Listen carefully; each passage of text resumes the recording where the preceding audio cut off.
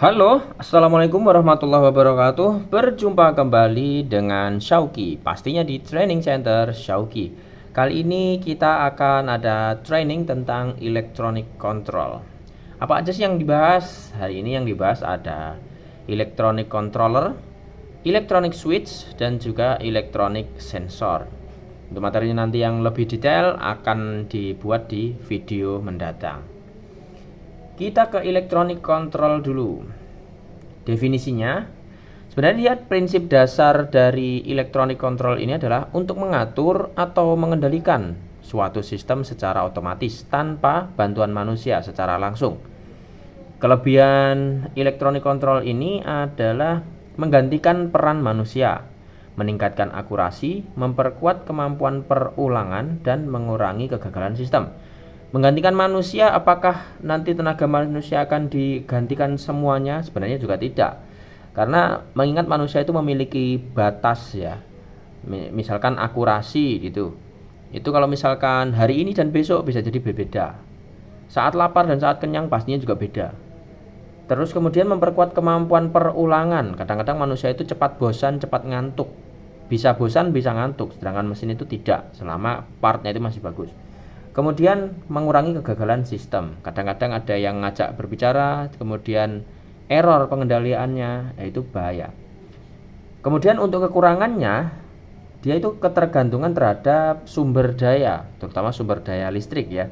Kemudian sensitivitas sensor serta aktuator yang tidak standar. Jadi ada beberapa komponen itu yang sensor dan aktuatornya itu desainnya berbeda. Jadi tidak selalu bisa dipasangkan dengan dari sistem satu ke sistem yang lain, dari controller satu ke controller yang lain, harus ada penyesuaian.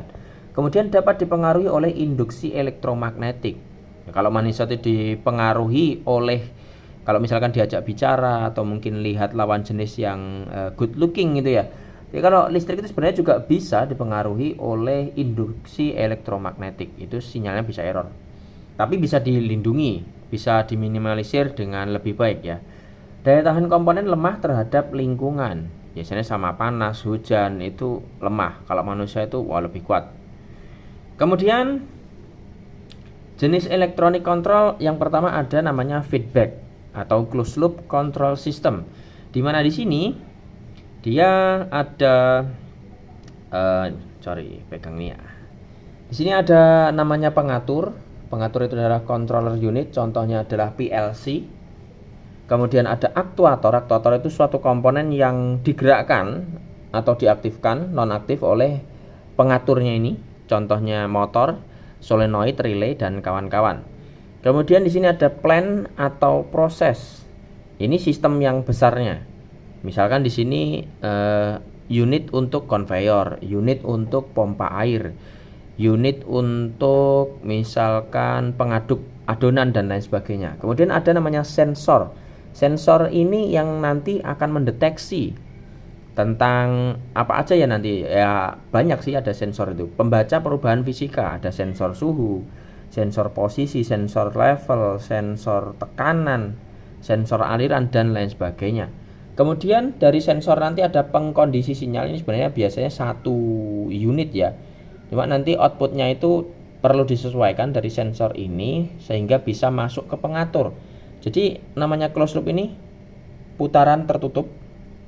Gunanya apa pengkondisi sinyal ini? Untuk memberikan istilahnya seperti kalau di AVR atau di electronic governor itu, memberikan sinyal kalau misalkan ini terlalu berlebihan, pengatur bisa mengurangi. Kalau ini terlalu kurang, maka pengatur akan menambahi. Seperti itu. Contohnya apa? Ini contoh tadi di conveyor ya. Di sini untuk untuk pengatur adalah ini, namanya PLC, bisa microcontroller, bisa juga yang pakai smart relay dan lain sebagainya. Kemudian di sini ada aktuator.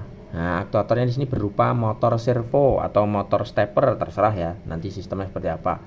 Kemudian ada nanti plannya, maksudnya plannya itu adalah ini, plan conveyor, istilahnya ini, sorting ya, di yang merah ke atas, yang biru ke bawah. Kemudian ada bagian untuk sensornya ini. namanya untuk mendeteksi warna merah atau biru. Terus kemudian memberikan sinyal ke sini, oh ini merah harus ke atas, oh ini biru harus ke bawah. Kalau gambarnya ini ya, ini tampak dari atas sebenarnya.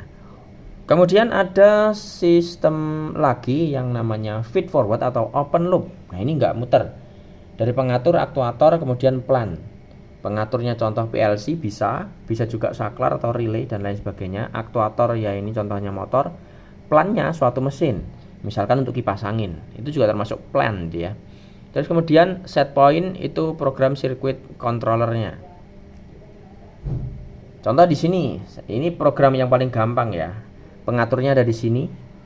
Terus kemudian ini adalah untuk aktuatornya. Sensornya mana? Nggak pakai sensor. Itu ya. Ini nggak ada sensor suhu, misalkan overload atau kepanasan, nggak ada. Kalau dikasih sensor kemudian masuk ke sini, nah itu termasuk closed loop. Itu untuk proteksi ya. Ini anggap saja untuk pompa air gitu. Nextnya ada apa? Komponen electronic control itu ada beberapa bagian secara garis besar. Input, output, controller, aktuator tadi.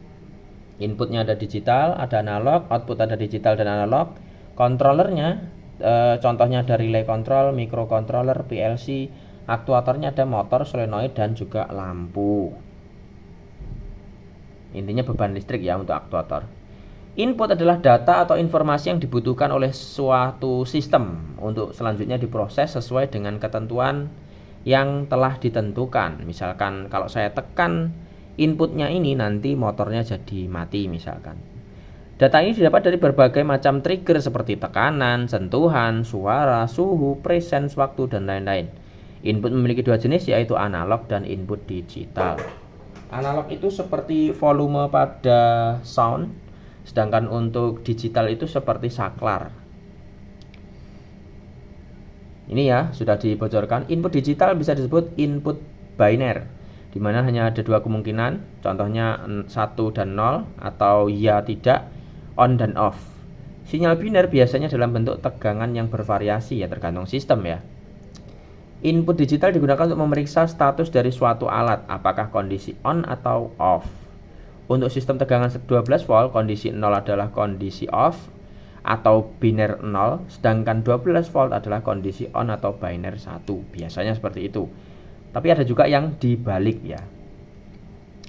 Input analog adalah input berjenis continuous yang tidak seperti sinyal digital. Jadi ini lebih variatif ya. Jadi misalkan di sini ada sensor analog untuk arus, nanti bisa membaca berapa arusnya. Itu kan tidak mesti ada arus atau tidak ada arus saja, tapi misalkan 4 miliampere, 10 miliampere, nanti kan sesuai dengan tingkatan arus yang diterima. Nah, sinyal analog yang sering digunakan adalah sinyal arus dan sinyal tegangan, pastinya karena listrik ya.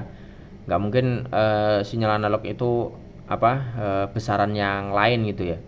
Dari pressure, kemudian temperatur, kemudian ada level. Biasanya nanti kalau yang model analog akan dikonversi menjadi arus atau tegangan.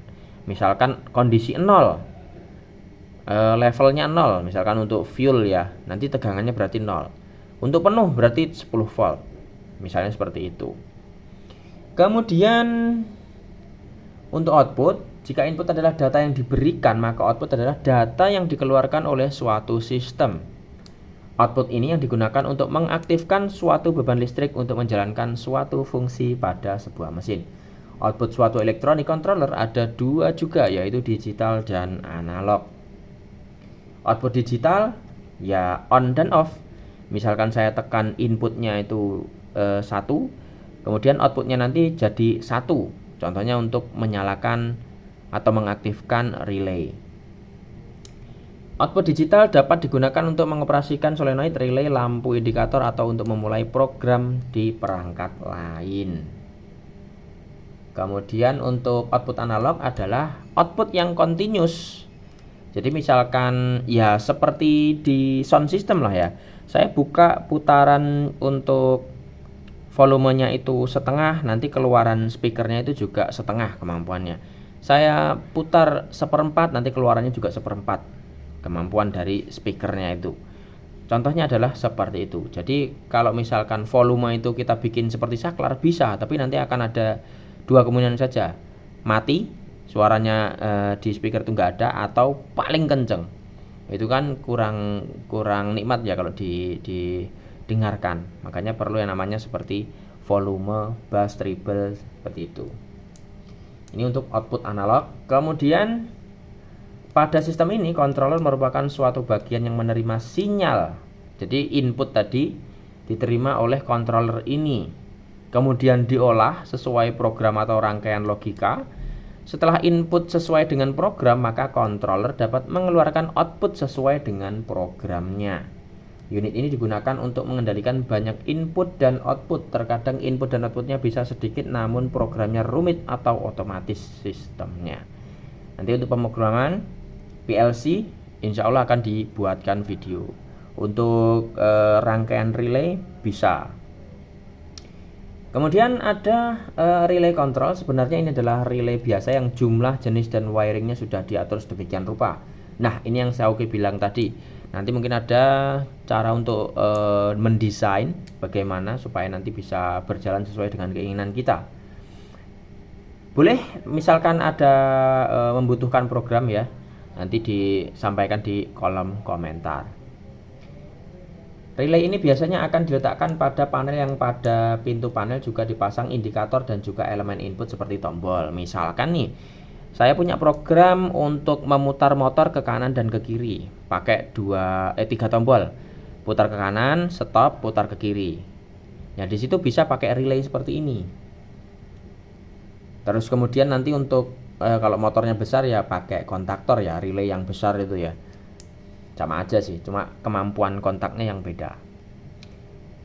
Untuk microcontroller ini juga sebagai electronic control, tapi ini pemrogramannya lebih kayak kata-kata. Boleh nanti akan dibuatkan juga untuk programnya, tapi mungkin yang jadul dulu lah ya, yang baru seperti Arduino kayaknya perlu belajar dulu karena Xiaoki belum pernah. Ini adalah komputer kecil yang dikemas dalam bentuk IC, tidak terlalu besar ya, karena programnya juga tidak terlalu banyak, input outputnya juga sangat terbatas, lebih sedikit daripada yang PLC. Kalau infonya dulu, ini juga lebih sensitif terhadap gangguan dari luar, misalkan disentuh ada elektrik statik atau mungkin induksi elektromagnetik, itu nanti bisa cepat hilang biasanya. Memang harganya terjangkau, pemrogramannya agak sulit, tapi tadi gampang rusak untuk microcontroller. Untuk yang seperti Arduino itu saya kurang tahu, dulu pegangnya itu Atmega ya. Nanti belajar bareng lah. Kemudian ini apa ini ya? Ada bagian yang namanya CPU, adalah otak microcontroller, bertanggung jawab untuk mengambil instruksi, menerjemahkannya, lalu dieksekusi. CPU menghubungkan setiap bagian dari mikro ke dalam satu sistem. Yang kedua itu ada memori untuk penyimpanan. Memori ini digunakan untuk menyimpan data dan program. Nah, itu pemrograman itu nyimpannya di memori. Setelah itu ada port input dan output paralel. Digunakan untuk mendorong atau menghubungkan berbagai perangkat seperti LCD, LED, printer, memori, perangkat input output lainnya ke microcontroller.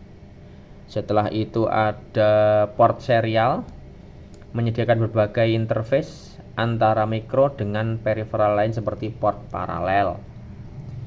Pengatur waktu dan penghitur, jadi di dalam microcontroller itu sudah ada fitur timernya, ini tinggal diaktifkan atau dinonaktifkan tergantung dari program.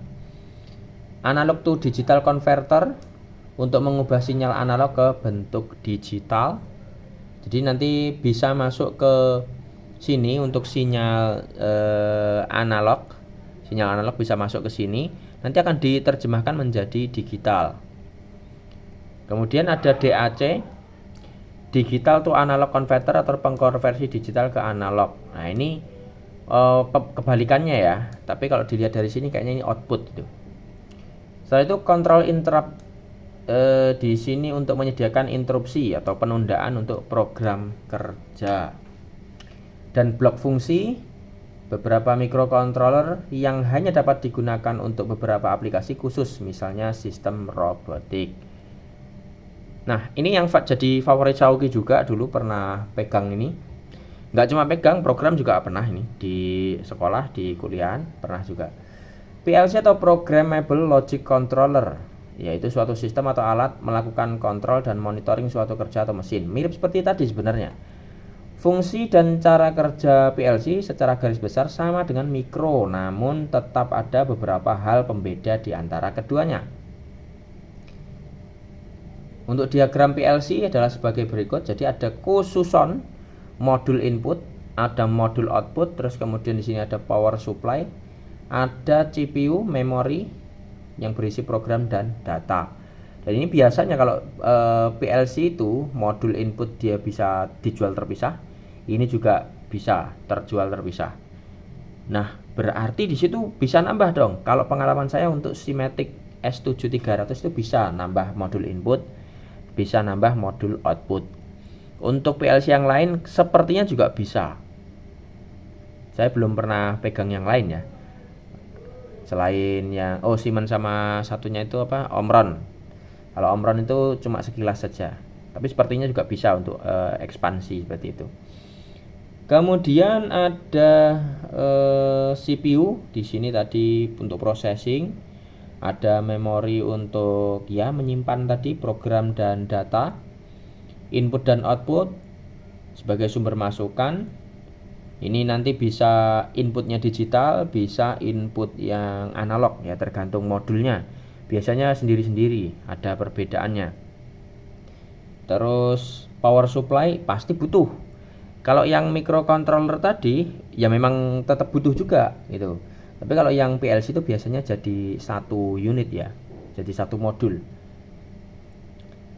Kemudian pembahasan tentang perbedaan mikro dan PLC, tegangan kerja. Untuk mikro biasanya lebih kecil daripada PLC. Untuk keandalan lebih lemah dari PLC, cukup kuat terhadap keadaan lingkungan. Fisiknya juga cukup kuat ya untuk build up-nya itu.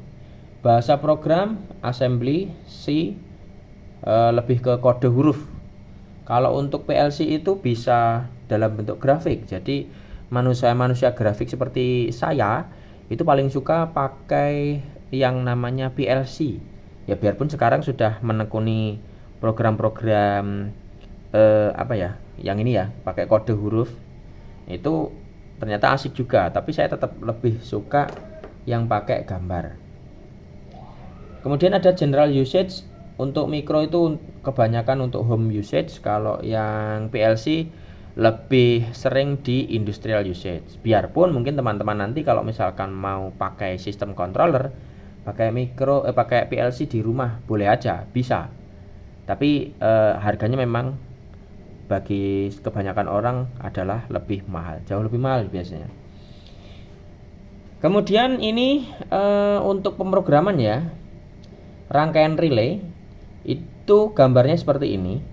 Kalau wujudnya nanti bisa kita lihat jalurnya, bisa kita ukur secara langsung kalau misalkan terjadi error atau mau inspeksi. Kalau untuk program PLC dia gambarnya seperti ini. Pengecekannya paling di sisi input dan output saja. Untuk tengah-tengahnya ini kita nggak bisa.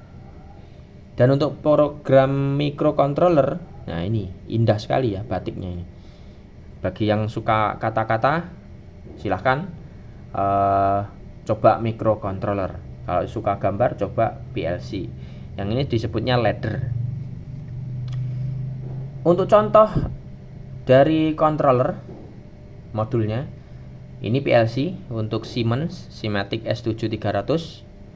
Ada modul, ini modulnya yang power supply biasanya seingat saya ini ya.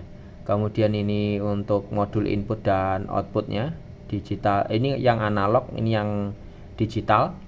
Kemudian, nah ini apa ini? Ini kan controller untuk genset dan tower lamp. Nah sebenarnya mereka itu practically, gaya sekali ya. Secara praktikal ini adalah PLC, namun pemrogramannya beda. DeepSea saya pernah lihat itu pemrogramannya hanya memasukkan nilai-nilai saja. Misalkan pembatasan pressure itu berapa. itu tinggal masukkan nilai. Jadi nggak perlu merangkai seperti di gambar sebelumnya. Smart Can juga sama. Maka dua-duanya ini sebenarnya adalah PLC setengah mateng. Kalau yang ini kan benar-benar mentah ini. Bahkan ini seolah-olah kayak perlu mancing dulu kalau dianggap ikan ya. Bukan hanya mentah tapi perlu mancing dulu. Karena benar-benar mentah kalau saya bilang di sini. Kalau yang ini tinggal masukkan value. Rangkaian sudah ada di dalam. Jadi bisa dibilang semi PLC lah. Kemudian untuk selanjutnya setelah controller, sekarang di bagian aktuator. Aktuator ini komponen yang terhubung dengan output controller, biasanya berupa beban listrik seperti motor, relay, buzzer, lampu, dan lain-lain. Controller akan mengendalikan aktuator berdasarkan program yang tertanam padanya. Ini solenoid, biasanya untuk buka tutup suatu jalur hidrolik atau bisa juga fuel atau jalur air bisa. Ini untuk memutar suatu komponen, misalkan kipas, pompa, terus kemudian bisa juga untuk memutar konveyor dan lain sebagainya. Relay untuk mengaktifkan dua ini. Kalau misalkan ininya besar, kemudian bukan ininya ya, kapasitasnya ini besar, harusnya besar. Kalau pakai langsung PLC kan nggak kuat. Biasanya pakai ada relay atau kontaktor. Kemudian lampu indikator untuk tanda gitu ya. Tanda kalau misalkan lampu sedang relay sedang on, motor sedang on, dan lain sebagainya. Yang ini adalah buzzer yang asli, bukan buzzer yang main-main itu ya. Ini buzzer asli untuk kalau misalkan terjadi suatu hal yang tidak diinginkan, kita kasih ke alarm biar bunyi. Ini bisa masuk sini atau ke indikator atau dua-duanya. Itu tergantung dari program yang kita inginkan. Kemudian setelah itu ada switches. Ini pembahasan khusus untuk switch. Definisinya adalah komponen elektronika yang dapat memutuskan atau menyambungkan saluran listrik. Kalau secara umum bagiannya satu ada aktuator, yaitu untuk pengaktifannya itu tuas ya. Kalau di contoh ini memang namanya aktuator tapi tidak selalu bentuknya itu tuas. Bisa jadi pedal, bisa jadi roller, bisa jadi semacam elektronik aktuator seperti itu. Kemudian ada body dan juga ada kontak. Untuk setelah ini aktuator digerakkan, kontak nanti akan berpindah status. Kemudian ada terminal untuk ini menghubungkan di kontak dengan kabel di luar saklar ini atau switch. Kalau jenis-jenis switch berdasarkan jenis aktuatornya itu, nah ini push button, tombol, latching push button tapi nanti mengunci. Seperti di apa ya? Kalau di umum itu misalkan di sound system nanti untuk menyalakan extra bass nanti ditekan cetek nanti aktif, terus ditekan lagi nanti extra bassnya jadi nonaktif. Contohnya yang itu. Deep switch ini geser tapi yang kecil itu. Limit switch adalah biasanya pakai roller atau pakai plat. Pressure switch dari tekanan fluida biasanya. Bisa juga dari rotary switch berdasarkan jenis aktuatornya ini. Kalau berdasarkan jenis kontak ada normally open switch yang kalau kita nggak aktifkan itu terbuka. Normally close kebalikannya. Ada change over switch memindah. Misalkan kondisi sekarang ke kanan, kemudian ketika ditekan kondisinya ke kiri. Biasanya untuk seperti untuk lampu sein. Kalau lampu sein itu multi kontak karena ada 3 ya. Posisi tengah, kanan, dan kiri. Itu untuk lampu sein dan lain sebagainya. Setelah itu yang ini push button sering dijumpai pada peralatan. Ini kalau ditekan nyambung. Kalau dilepas dia putus atau sebaliknya kalau yang tipe NC ya. Kemudian ada yang ini latching push button, kalau ditekan dia nanti ada penguncinya tek tek. Kemudian kita tekan lagi tek tek lepas seperti itu. Yang latching push button. Kalau yang ini toggle switch, bukan toggle ya, tapi toggle switch. Di sini seperti yang ada di kendaraan atau di pesawat-pesawat itu, di kokpit pesawat. Kemudian ini untuk limit switch, jadi biasanya dipasang di suatu bagian yang bergeser atau bergerak, misalkan pintu ya. Ketika pintunya tertutup nanti akan mendorong rodanya ini, rollernya ini, klek, ini untuk menggeser kontak yang ada di dalamnya. Berikutnya ini yang deep switch. Ini biasanya kecil di papan circuit PCB itu printed circuit board, papan sirkuit tercetak di PCB itu biasanya dipasang deep switch. Ada juga yang pressure switch. Ini contohnya seperti di engine itu, oli kalau misalkan nanti menekan posisi ini kontak, terus nanti akan mengirimkan sinyal, oh ada pressernya. Begitu olinya hilang, tekanannya, ini nanti kembali hilang juga di sini sinyalnya. Ini mirip seperti tombol sih, push button sih, tapi yang menekan bukan tangan kita, melainkan pressure dari oli atau fluida lah ya.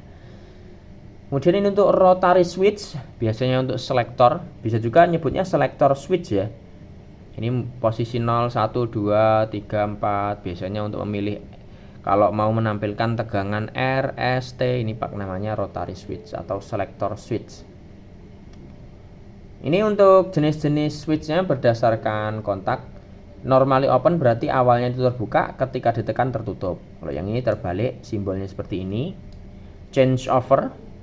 Kemudian ini single pole 3 through, DPST double pole, single through, dan lain sebagainya. Kemudian yang bagian selanjutnya ada yang namanya sensor. Berbeda dengan switch, sensor itu adalah yang apa ini namanya ya? Analog sih biasanya. Jadi di sini perangkat listrik yang terdiri dari elektronik yang khusus atau bahan sensitif lainnya untuk menentukan apakah ada keberadaan entitas atau fungsi tertentu.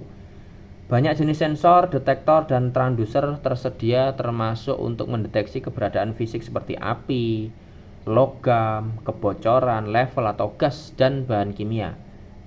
Beberapa dirancang untuk merasakan sifat fisik seperti suhu, tekanan, atau radiasi, sementara yang lain dapat mendeteksi gerakan atau kedekatan. Bukan kedekatan antara teman-teman dan doinya teman-teman ya, bukan, tapi kedekatan antara sensor dengan suatu benda yang bergerak. Macam-macam sensor ada banyak sekali. Silahkan di pause untuk dibaca sendiri. Untuk vision and imaging sensor, di situ adalah sensor penglihatan dan pencitraan. Merupakan perangkat elektronik yang mendeteksi keberadaan objek atau warna dalam bidang pandangnya dan mengubah informasi ini menjadi gambar visual untuk ditampilkan. Spesifikasi utama mencakup jenis sensor dan aplikasi yang dimaksudkan beserta fitur transducer tertentu. Jadi misal di sini ini ada kamera dan lighting merupakan satu kesatuan yang mana nanti dia masuk ke imaging elektronik. Ini ada komputernya untuk mengolah sebagai controllernya tadi. Dan di sini ada software. Kalau misalkan nanti dari lighting terus cahaya mental ke lensa kamera masuk ke sini, dideteksi warnanya apa, nanti akan ada apa istilahnya ya? Akan ada perintah khusus dari komputer ini, akan diapakan seperti itu. Ada temperatur sensor, di situ mendeteksi adanya perubahan suhu. Biasanya bergantung pada RTD atau termistor untuk mengukur suhu dan mengubahnya menjadi tegangan keluaran. Jadi ada komponen elektronika itu yang misalkan kena suhu yang berbeda, maka nanti resistansinya akan berbeda. Contohnya itu ya kabel itu sebenarnya juga seperti itu.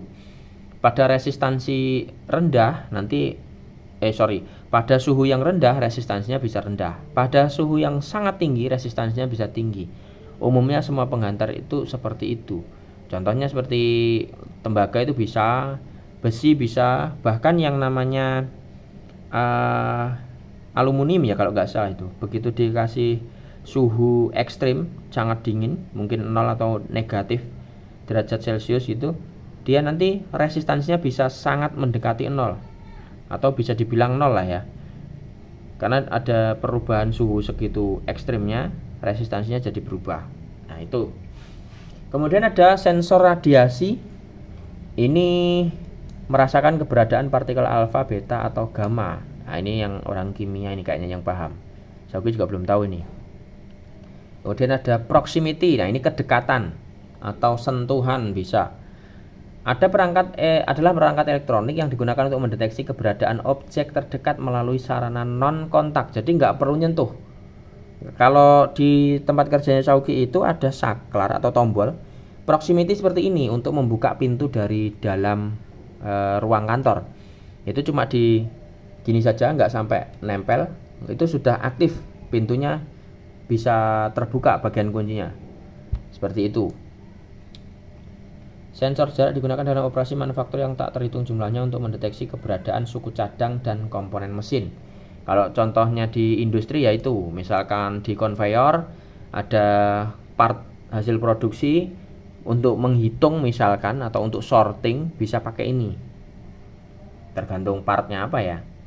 Contohnya seperti ini. Jadi untuk menghitung ini ada konveyor, ada part, di sini ada proximity switch. Begitu mendekat, dia nanti bisa menghitung. Oh ini udah berapa part yang lewat. Oh ini kok cuma sampai 4 terus reset lagi. Lah kalau dibikin panjang lamaan. Ini contoh saja. Kemudian pressure sensor. Di sini biasanya akan masuk yang namanya fluida ke dalam sana, akan menggeser atau menggerakkan bagian yang ada di dalam sehingga nanti resistansinya bisa berubah. Yaitu diafragma biasanya ya. Nah ini contoh, kalau di sini ada pompa gitu ya. Di sini ada tekanan, dideteksi oleh yang ini. Nah nanti akan masuk ke PLC. PLC akan memberikan informasi berapa bar ini tekanannya. Misalkan tekanannya berlebih, nanti akan mengurangi putaran dari pompa atau bahkan mungkin mematikan pompanya kalau tekanannya terlalu besar. Contohnya seperti itu. Untuk position sensor ini untuk mendeteksi posisi katup, pintu, throttle, sudut poros dan lain-lain.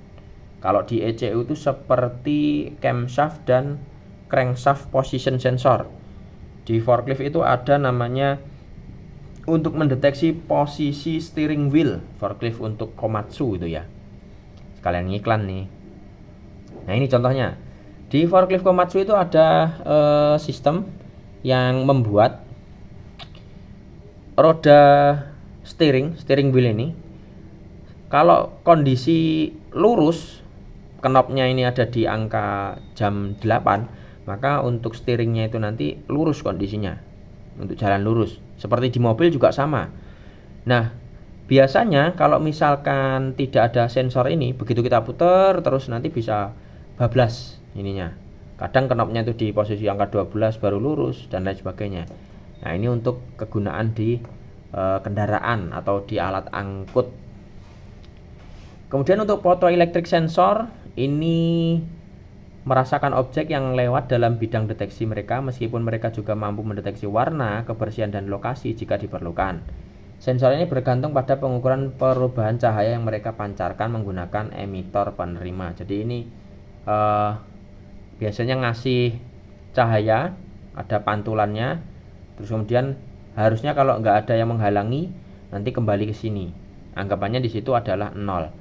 Kalau misalkan ada yang menghalangi, warnanya itu ada warna tertentu, nanti cahaya yang diterima oleh receivernya ini bisa berbeda.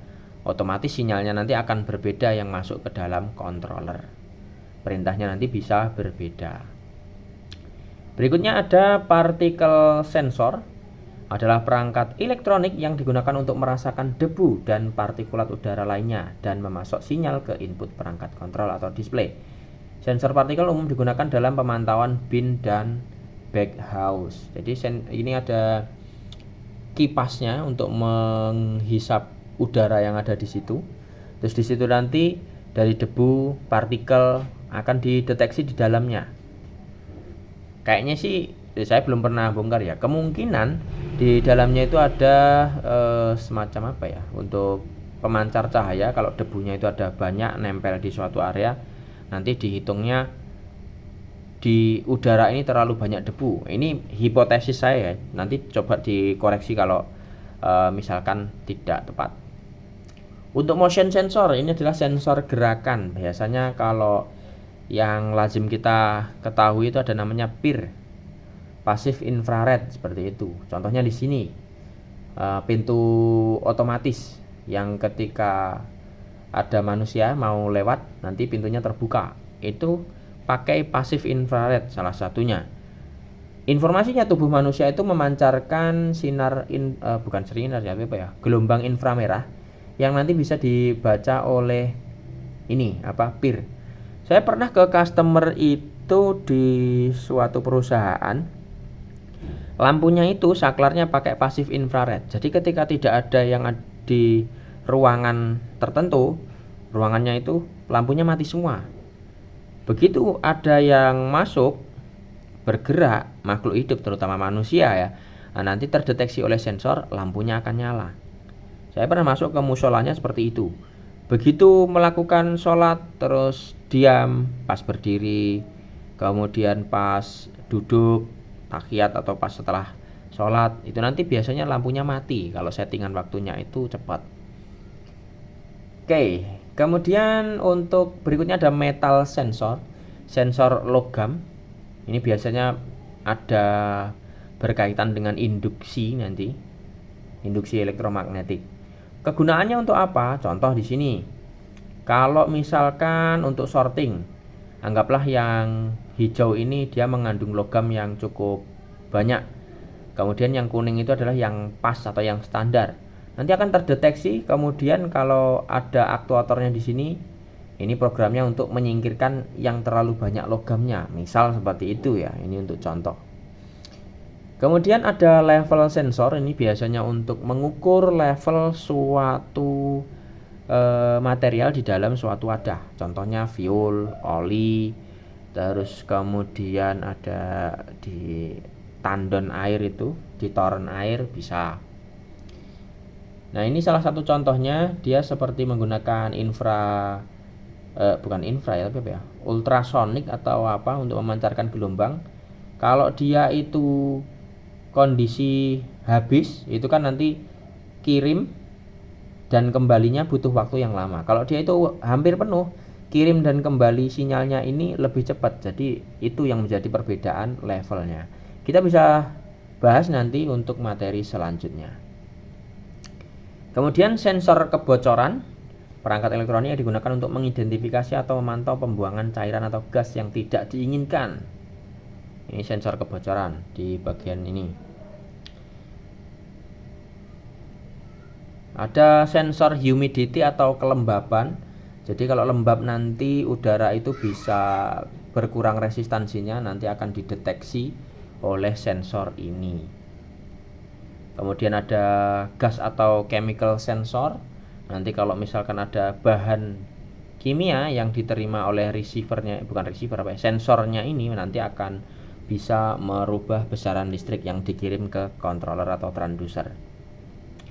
Ada force sensor, ini biasanya menggunakan komponen, contohnya piezoelektrik yang resistansinya berubah jika di bawah beban yang berubah bentuk. Jadi kalau ini dipuntir atau ditekan gitu kan berubah bentuk ya. Nanti resistansinya bisa beda. Nah, itu yang dibaca. Kemudian ada sensor flow, sensor aliran yang biasa digunakan untuk mengetahui seberapa besar sih aliran yang mengalir dalam suatu saluran atau pipa. Biasanya ada baling-balingnya atau bisa juga pakai differential pressure. Ada banyak macamnya, nanti kita akan bahas. Kemudian ada flow, tadi kan flow, sekarang flow atau kecacatan, sensor cacat, untuk mengungkap ketidakkonsistenan pada permukaan atau bahan dasar seperti las. Ini pakai ultrasonik, akustik atau cara lain untuk mengidentifikasi cacat pada material dan dapat berupa instalasi portabel atau tetap. Jadi di bagian sensornya ditaruh di sini, nanti gelombangnya akan dibaca. Saya juga belum pernah. Ini hanya pengenalan untuk sistem controller dalam listrik. Ada sensor api. Ini biasanya untuk merasakan keberadaan dan kualitas api. Detektor api biasanya mengandalkan deteksi ultraviolet atau inframerah dari keberadaan api dan banyak digunakan dalam aplikasi kontrol pembakaran seperti pembakar. Kemudian ada electric sensor, ini current transformer ya. Terus kegunaannya di busbar atau di panel. Ini juga termasuk sensor. Nanti bisa dibaca contohnya di generator set itu. Kalau misalkan overload, taunya dari mana? Ya tahu dari sini. Kalau overload apa yang dilakukan oleh controller? Biasanya untuk shutdown engine atau untuk mematikan kontak atau untuk membuka circuit breaker. Berikutnya ada kontak sensor. Di sini mengacu pada semua jenis alat penginderaan yang berfungsi mendeteksi suatu kondisi dengan mengandalkan sentuhan fisik atau kontak antara sensor dengan objek yang diamati. Jenis sensor kontak sederhana digunakan dalam sistem alarm untuk memantau pintu, jendela, dan titik akses lainnya. Saat pintu atau jendela ditutup, sekelar magnetik memberikan indikasi ke unit kontrol alarm sehingga status titik masuk tersebut diketahui. Jadi ini seperti ada apa ya ini namanya? Silinder, bisa ditarik, bisa didorong. Di sini ada sensornya. Ada magnetik, kalau misalkan di bagian bergerak ada magnetnya, di bagian diam ada magnetnya. Kalau ketemu magnet dengan magnet, akan ada hasil yang bisa dikirimkan ke sinyal. Ini salah satu contohnya. Di sini untuk ngecek apa? Kalau yang ini untuk kayak flywheel ini ya. Setelah itu non contact sensor. Ini mirip juga dengan yang kontak tadi. Deteksi objek dalam jangkauan detektor, gerakan dilakukan dengan menggunakan cara non-mekanis atau non-fisik. Seperti deteksi energi inframerah pasif, energi gelombang mikro, gelombang ultrasonik, dan lain-lain. Ini biasanya di silinder hidrolik atau pneumatik. Untuk menandai dia itu maksimal atau minimal, dia nggak perlu kontak bagian fisiknya. Jadi pakai yang tadi non-kontak itu. Oke. Nah ini nggak perlu ya ini bahas. Jadi itu saja untuk kali ini tentang training electronic control. Semoga bermanfaat ya untuk teman-teman atau adik-adik ya. Adik-adik yang baru belajar mekatronik kah atau elektronik, elektroindustri, yang ini saya rasa juga perlu untuk dibahas. Mungkin bagi para suhu-suhu yang lebih expert atau dunia kerjanya memang di sini, boleh share pengalaman, boleh share atau mungkin tanya-tanya sesuatu, mau ngetes Shauki boleh. Tapi bukan berarti Shauki itu jagoan banget, bukan ya. Tapi untuk mengasah supaya nanti ada sesuatu untuk diberikan kepada teman-teman kita. Oke, terima kasih untuk perhatiannya. Mohon maaf atas segala kekurangan. Akhir kata, assalamualaikum warahmatullahi wabarakatuh. Sampai jumpa pada video berikutnya. Bye-bye.